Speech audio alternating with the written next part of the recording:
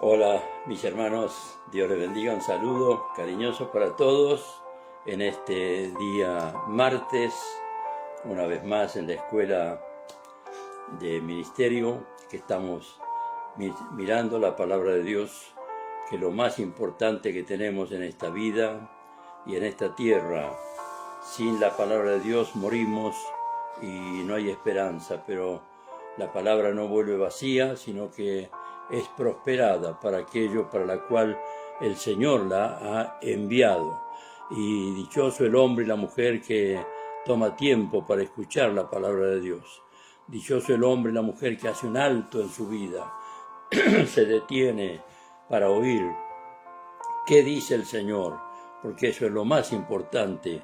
Nuestro Dios no es un Dios lejano ni extraño, sino que es un Dios cercano, tan cercano que se hizo hombre para caminar entre nosotros, para poder entendernos y nosotros entenderlo a Él.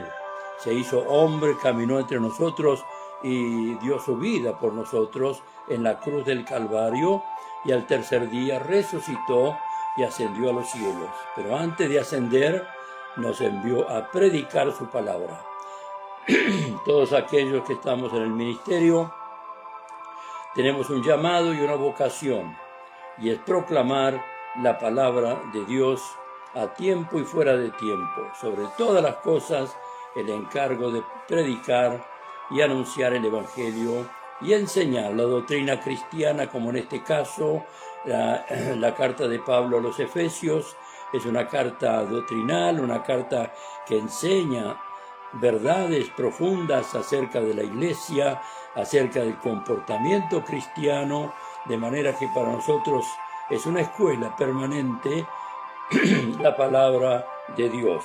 Le invito a abrir su Biblia en la carta de Pablo a los Efesios en el capítulo 5.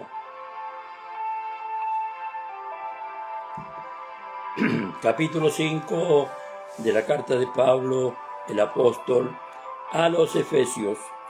Dice así la palabra de Dios: Sed pues imitadores de Dios como hijos amados, y andad en amor, como también Cristo nos amó y se entregó a sí mismo por nosotros, ofrenda y sacrificio a Dios en olor fragante. Qué interesante ser imitadores de Dios como hijos amados. Y qué lindo es saber que Dios nos trata como hijos amados. Somos hijos amados. Perdón, perdí un poquito la garganta. Somos hijos amados. Y qué lindo es saber que Dios nos ama.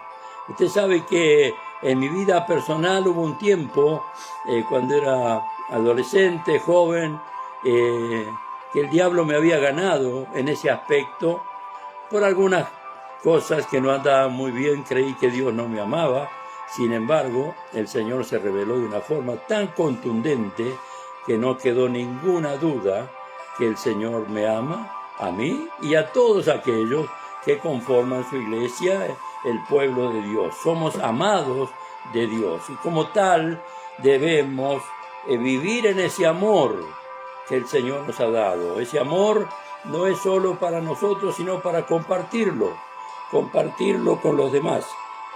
Hay mucha gente carente de amor, y el amor de Dios es distinto a todos los otros amores.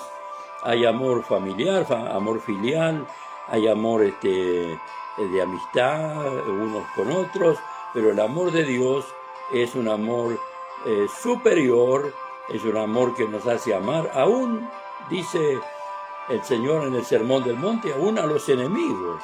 Mire que hay que tener amor fuerte para amar a los enemigos, ¿no? Sin embargo, el amor de Dios alcanza y nos ayuda a saber que Dios nos trata como hijos amados. Por lo tanto, debemos vivir como tal y no embarcarnos en cosas raras, en cosas extrañas, sino saber que somos hijos de Dios y Dios espera de sus hijos un comportamiento que agrada a Dios. ¿Qué padre va a estar contento si el hijo amado se comporta de manera que lo avergüenza, ningún padre se va a sentir querido ni amado porque, claro, ese hijo lo está avergonzando con su comportamiento. Bueno, los cristianos nos pasa algo parecido con nuestro Dios. Nuestro Dios es un Dios bueno y es un Dios lleno de amor, y Él espera que nosotros respondamos a ese amor tan grande que Él tiene para con nosotros. La Biblia dice que nosotros amamos a Dios porque Él nos amó primero. Quiere decir que tenemos que caminar y andar en ese amor tan grande. Nadie, dice el versículo 6, os engañe con palabras vanas, porque por estas cosas viene la ira de Dios sobre los hijos de desobediencia. ¿Ve?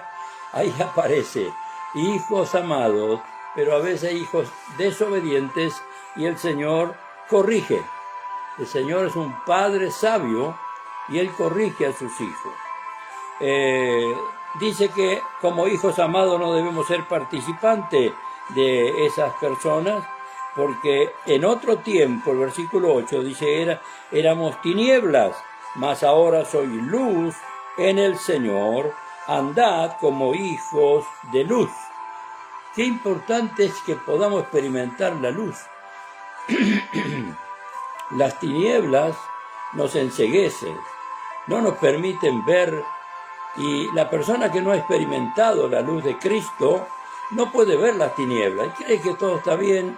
Hay tiniebla en su corazón, pero él no la ve, cree que la vida es así y le da nomás. Pero qué lindo cuando nos encontramos con Cristo, el Espíritu Santo nos trae una revelación tal que ahí nos damos cuenta que estamos en oscuridad, que estamos en tiniebla. Entonces apreciamos la luz de Cristo de tal manera que dice que el fruto del Espíritu, versículo 9, es en toda bondad, justicia y verdad, comprobando lo que es agradable al Señor. Esto es algo muy importante, que la persona que no conoce al Señor difícilmente pueda comprobar qué es lo que le agrada a Dios, pero sí aquellos que han conocido la verdad, han venido a la luz, se dan cuenta qué es lo que agrada a Dios. No participéis en las obras infructuosas de las tinieblas, sino más bien reprendedlas. Ahí está, ¿ves? Obras infructuosas. Las obras que realizamos en las tinieblas, en la oscuridad, no tienen ningún resultado favorable, sino al contrario. Porque dice que, claro, el que está en la oscuridad dice que es vergonzoso aún hablar de lo que ellos hacen en secreto. Claro, el hombre sin Dios y en las tinieblas se va hundiendo más y más y no se da cuenta. Va profundizando su vida en la oscuridad, en las tinieblas, y lo que le parece que es algo bueno, de repente no es tan bueno, porque los resultados no son buenos. Todas las cosas, dice, cuando son puestas en evidencia por la luz, son hechas manifiestas, porque la luz es lo que manifiesta todo. Ahí está. Esta experiencia con Cristo ilumina nuestro interior. De otra manera no nos damos cuenta. Creemos que somos personas buenas, que hacemos bien, que nos portamos bien, etcétera, etcétera, pero ignoramos totalmente la obra de Cristo por nosotros. Cuando venimos a Cristo, entonces la luz de Cristo alumbra y ahí nos damos cuenta. Es como el sol. Cuando el sol alumbra, uno abre la ventana, por ejemplo, abre la persiana y la luz penetra. Y la luz del sol, los rayos solares muestran donde hay suciedad, donde hay tierra. Entonces la ama de casa agarra el plumero y limpia totalmente, porque la luz le está mostrando esa tierra y esa suciedad.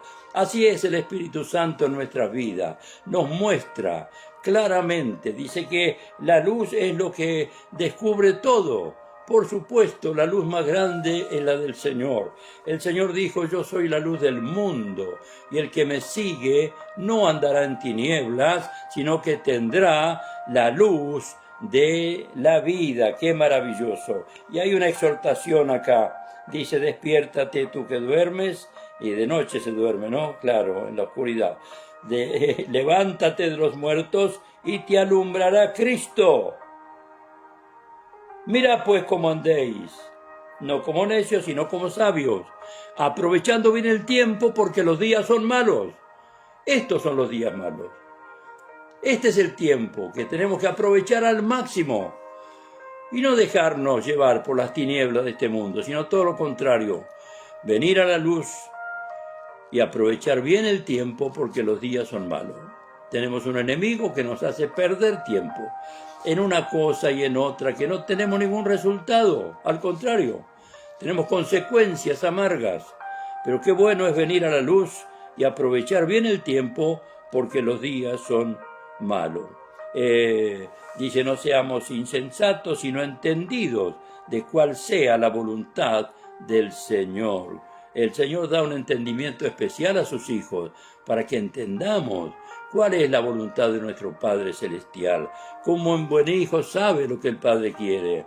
Un buen hijo entiende cuando el padre lo corrige o le dice alguna cosa, esto sí, esto no, aquello te va a hacer bien, esto te va a hacer mal, entonces el hijo se corrige. Así también nosotros debemos corregirnos y debemos no ser insensatos, sino entendidos cuál sea la voluntad del Señor. Y luego viene otra parte interesantísima donde habla de la vida interior, la obra que hace el Espíritu Santo dentro de nosotros.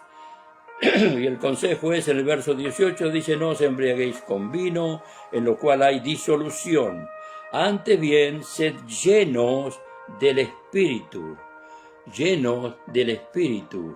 Necesitamos llenarnos del Espíritu de Dios y ser dominados por el Espíritu Santo. Así como la persona que bebe y se embriaga y llega un momento que el alcohol lo domina. Y bueno, ya no es dueño de sí mismo, sino que hace lo que el instinto del alcohol lo manifiesta. Así debemos, como hijos de Dios, llenarnos del Espíritu Santo. Y la prueba de una persona llena del Espíritu Santo está en su vocabulario. Habla diferente. Ya no está hablando tontería, no está criticando a nadie, sino dice que está hablando entre vosotros, dice, con salmos, con himnos, con cánticos espirituales, cantando y alabando al Señor en vuestros corazones, dando siempre gracias por todo al Dios y Padre en el nombre del Señor Jesucristo. Mire qué interesante, un cristiano que camina como hijo amado es un cristiano agradecido, está siempre agradeciendo. Y todo el mundo debería agradecer a Dios porque nos da el aire que respiramos, nos da el sol maravilloso, nos da la vida, nos cuida, nos protege. Dice la Biblia que Él hace salir su sol sobre justos e injustos, hace llover sobre buenos y malos. Mire qué buen Dios tenemos y deberíamos vivir agradeciendo a Dios, dándole gracias a Dios. Después hay una exhortación acerca de los matrimonios, personas que se habían convertido y ahora tenían que vivir diferente a lo que vivían antes. Antes vivían en la fornicación, el adulterio y la promiscuidad y qué sé yo cuánto, pero al venir a Cristo, su vida cambia y ya hay otro deseo, ya hay otro anhelo y es agradar al Señor. Dice en el versículo 21, someteos unos a otros en el temor de Dios. El temor de Dios nos ayuda, hermano, nos hace tener el equilibrio necesario para someternos voluntariamente, como las casadas, que estén sujetas a sus propios maridos como al Señor.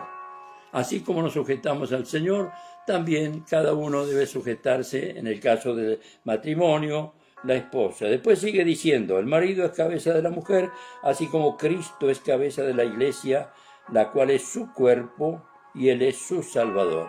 Acá hay una comparación muy, muy importante entre la iglesia y Cristo y el matrimonio. Así como Cristo dice, amó a la iglesia y se entregó por ella. También las casadas deben estar sujetas a sus maridos. Ahora viene un consejo a los maridos. Marido, amad a vuestras mujeres, así como Cristo amó a la iglesia y se entregó a sí mismo por ella. ¿Sabe que el hombre tiene la posibilidad de producir amor? ¿Sabía eso? Sí, porque el Señor no nos va a mandar a amar a la esposa si no tuviéramos la posibilidad de producir amor. Somos nosotros que tenemos que tener la iniciativa de amar a nuestra esposa. ¿Y cuál es el rol de la esposa? La esposa devuelve ese amor, multiplicado. Qué interesante, porque es como la iglesia. La esposa es como la iglesia que devuelve el amor de Cristo. Cristo amó la iglesia y la iglesia devuelve ese amor en una vida agradecida, sirviendo al Señor con gozo, con alegría. Así también el hombre debe amar a su mujer. Esa historia de que se me acabó el amor, no, eso no tiene fundamento. Usted puede producir amor, más si es un cristiano, con la ayuda del Señor, amar como un mandato de parte del Señor. Dice que el versículo 26 dice que Cristo amó la iglesia para santificarla, habiéndola purificado en el lavamiento del agua por la palabra, a fin de presentársela a sí mismo una iglesia gloriosa, que no tuviese mancha ni arruga ni cosa semejante, sino que fuese santa y sin mancha. Acá el Señor está hablando de una obra antes, durante y después, al final. Quiere decir que Cristo amó a la iglesia, amó a las personas antes que el hombre se arrepintiera, antes que el hombre reconociera a Dios. Ya el Señor amó a la iglesia y luego dice se dedicó a santificarla, a purificarla por medio de la palabra. Usted sabe que las palabras tienen un poder tremendo. La palabra es lo más poderoso que tenemos. Una palabra con amor tiene una fuerza tremenda. De manera que debemos cuidarnos qué palabra decimos, porque a veces una palabra negativa puede herir de tal manera que después cuesta mucho para curarse, para sanarse. Pero acá Jesús dice que santifica la iglesia a través de la palabra, a través de su palabra. Y la Biblia dice que la palabra limpia, la palabra alumbra, la palabra bendice a las personas. Y así como Cristo santifica la iglesia, así como Cristo limpia la iglesia a través de su palabra, así también el hombre debe actuar con su mujer, dándole palabras que la alientan, que la honran, que la levantan. De manera que es importantísimo seguir la palabra de Dios, porque de esa manera la esposa se siente una reina en la casa, honrada, como dice las Escrituras.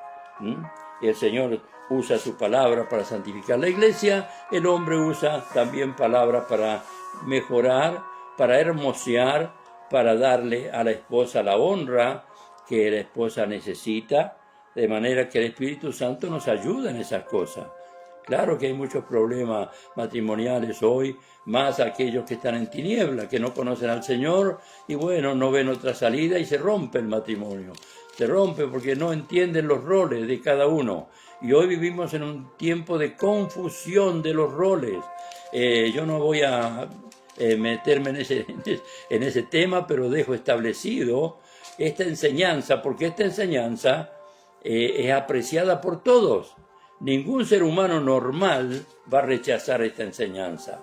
Al contrario, quizá no llega a la altura, pero aprecia y ama esta enseñanza. Así también los maridos, dice, deben amar a sus mujeres como a sus propios cuerpos. El que ama a su mujer, a sí mismo se ama. ¿Qué le parece? Mire qué palabra tan alta, ¿no? Porque nadie, el verso 29, nadie aborreció jamás a su propia carne, sino que la sustenta y la cuida, como también Cristo a la iglesia, porque somos miembros de su cuerpo, de su carne y de sus huesos. Por esto dejará el hombre a su padre y a su madre, y se unirá a su mujer, y los dos serán una sola carne. Esto es algo muy profundo, es algo muy glorioso, muy tremendo. Estamos viviendo en tiempo cuando no se entiende bien cómo funciona el asunto y de repente encontramos que el hombre no deja al padre y a la madre, sino que queda viviendo con ellos, y eso no es conveniente.